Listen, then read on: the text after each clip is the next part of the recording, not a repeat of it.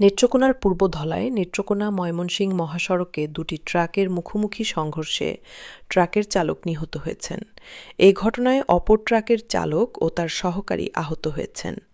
আজ বৃহস্পতিবার ১৬ জুলাই সকাল ৬:৩০টার দিকে উপজেলার ১১ নম্বর গোহালাকান্দা ইউনিয়নের ইসবপুর এলাকার পালের ঘাটে এ দুর্ঘটনা ঘটে।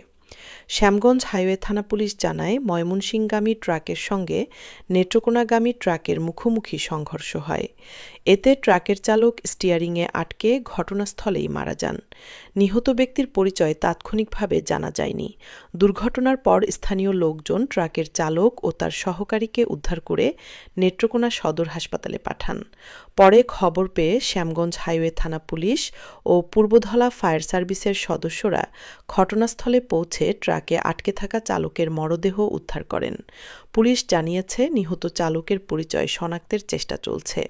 দুর্ঘটনায় জড়িত দুটি ট্রাক জব্দ করে থানার হেফাজতে নেওয়া হয়েছে। এ ঘটনায় আইনগত প্রক্রিয়া চলমান রয়েছে।